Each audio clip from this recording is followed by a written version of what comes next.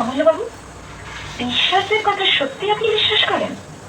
অমূল্যবাবু গম্ভীর স্বরে বললেন, সত্যি বিশ্বাস করি। খালি তাই নয়, আমার ধারণা সম্প্রতি এই সাজাতেই বোধহয় পিশাচের উপদ্রব শুরু হয়েছে। আমি চমকে অমূল্যবাবুর মুখের দিকে মুখ তুলে তাকালাম। কুমুদিনীরও মুখ ভয়ে ম্লান হয়ে গেল, কিন্তু সে ভাবটা সামলে নিয়ে তিনি বললেন, আপনার এমন গাঁজাখড়ি ধারণার কি কারণ শুনি? অমূল্যবাবু স্থির ভাবেই বললেন, সম্প্রতি এখানে রক্ত স্বল্পতা রোগে মৃত্যুর হার বড় বেড়ে উঠেছে।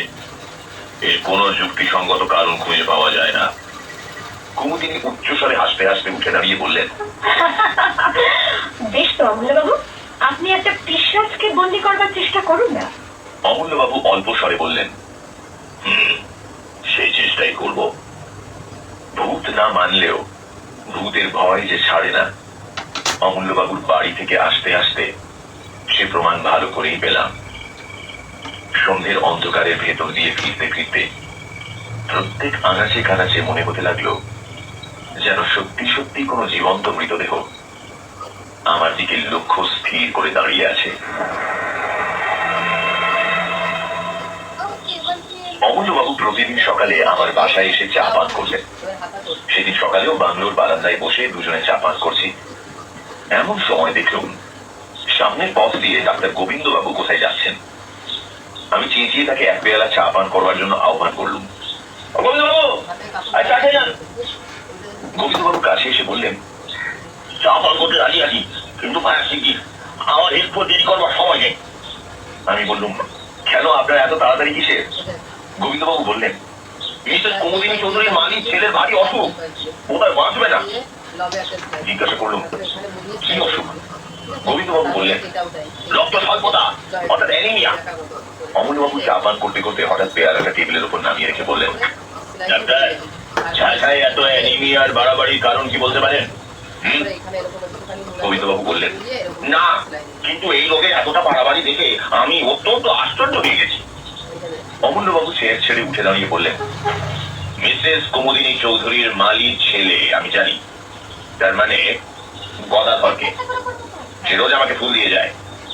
3 দিন আগেও তাকে আমি দেখেছি। জোয়ান সমস্ত ছেলে। আর তুমি বলছো ডাক্তার এরই মধ্যে তার অবস্থা খারাপ হয়ে পড়েছে?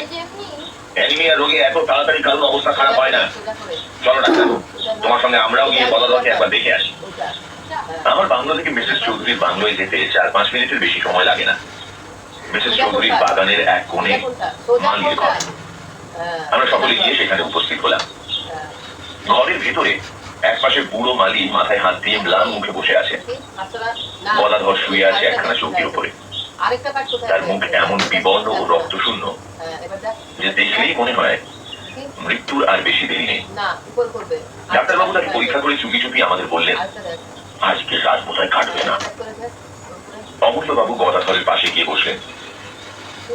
তারপর রোগীর গায়ের কাপড়টা খুলে তীক্ষ্ণ দৃষ্টিতে কি দেখতে লাগলেন। খানিকক্ষণ পরে গদাধরের গলা ও বুকের মাঝখানে একটা জায়গার দিকে আঙুল নির্দেশ করে বললেন, ডাক্তার, এটা কিসের দাগ? গোবিন্দবাবু বললেন, ওটা ক্ষত চিহ্ন বলেই মনে হচ্ছে। নোংরা ঘর, কিন্তু চিগুলে কামড়েছে বোধ হয়। অমূল্যবাবু গদাধরের বাপকে ডেকে জিজ্ঞাসা করলেন, তোমার ছেলেকে সেবা করে কে? বুড়ো মালি বললেন, বাবু, গিন্নিমা গদাধরকে বড় ভালোবাসে। আবার ওরকম খুলে সেলাই দিয়েছি না, সেলাই দিয়েছি। ওর সঙ্গে দিনে তার বিশ্রাম নেই, রাতে ঘুম নেই বাবু।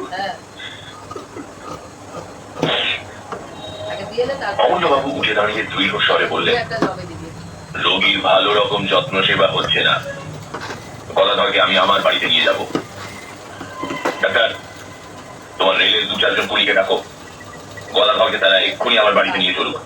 আমার বিশ্বাস একে আমি নিশ্চয়ই বাঁচাতে পারবো। অমূল্যবাবুর এই অদ্ভুত বিশ্বাসের কারণ কি আমরা বুঝতে পারলাম না। রোগ হয়েছে রোগীর দেহে, এই বাড়ি থেকে ও বাড়ি নিয়ে গেলে তার কি উপকার হতে পারে? যাক, কথাই কাজ করা হলো। গদাধরকে যখন বাগানের দূর দিয়ে নিয়ে যাওয়া হচ্ছে, সেই সময় মিসেস কুমুদিনী তার বাংলোর বারান্দায় দাঁড়িয়েছিলেন। আমাদের দেখে নেমে এসে তিনি বিস্মিত স্বরে বললেন, এ কি ব্যাপার? গদাধরকে কোথায় নিয়ে যাওয়া হচ্ছে? অমূল্যবাবু বললেন, আমার বাড়িতে। এখানেও ঠিক মতো সেবা চিকিৎসা হচ্ছে না। কুমুদিনী দুই চোখে একটা ক্রোধের ভাব ফুটে উঠেই আবার মিলিয়ে গেল। ধীরে ধীরে তিনি বললেন, বেশ, আপনারা যা ভালো বোঝেন করুন। গদাধরের আরাম হলে আমার যে খুশি আর কেউ হবে না।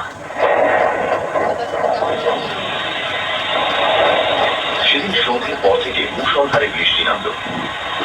গাছপালার আর্তনাদ ও মেঘের গর্জনের সঙ্গে সঙ্গে পাহাড়ের উপর থেকে হুড় হুড় করে বৃষ্টি ধারা নেমে আসার শব্দ শুনতে শুনতে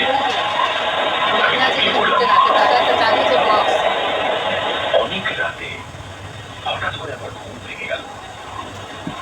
অন্ধকারের ঝড় মরিয়ে বিছানার উঠে বসে মনে হলো জানলার শাসি হয়ে বাইরে থেকে কি যেন ঠক ঠক করে আওয়াজ করছে। না, ওটা উপরে উঠবে না, চড়া পাটটা, তাহলে ওটা ওর সাথে নয়। বাইরে তখন সময় আরেকটা পাট মিলা, তাহলে মিলবে। পাট মিলাতে হয়। ঝড় একেবারে বই বই করছে। এমন চোখে শাসির উপর কড়াটা করতে আসবে কি? না, ওটাও নয়। হয়তো ঝোড়ো হাওয়া করে মতো ঢুকতে চায়। এবার এরকম কর, কাজ কর। হ্যাঁ, এবার সেলাই দে। তখনই শাসির উপরে আবার শব্দ হলো।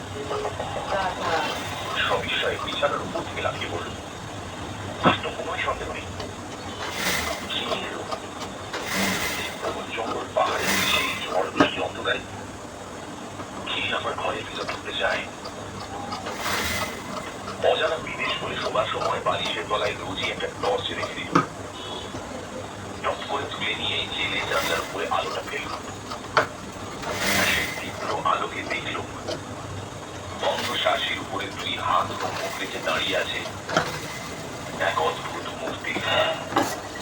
ঝোড়ো হাওয়ায় রাশি রাশি কালো লম্বা চুল এসে তার সারা মুখখানাকে আচ্ছন্ন করে ফেলেছে। এবং সেই চুলের ফাঁকে এটাকে দেখে চলছে তার দুটো বিস্ফারিত চক্ষু। মুখখানা আলোক রেখার ভেতর থেকে স্ফুট করে সরে গেল।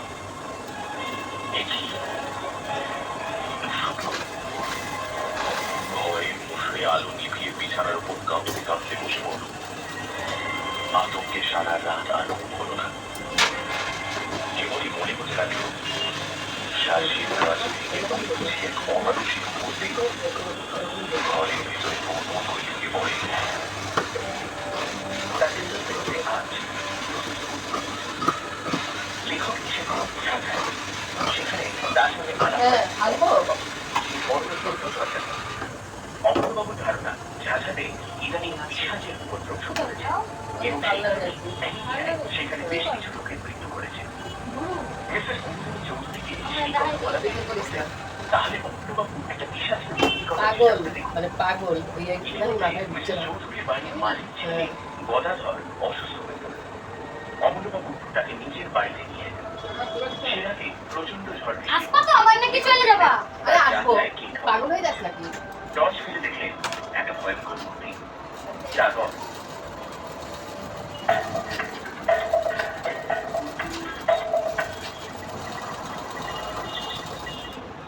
জানলা দিয়ে সকালের আলো ঘরের ভেতরে এসে পড়েছে। কিন্তু তখন আমি জড় ভরতের মতো বিছানার উপর আড়ষ্ট হয়ে বসে আছি। এমন সময় বাইরে থেকে শুনলাম আমার নাম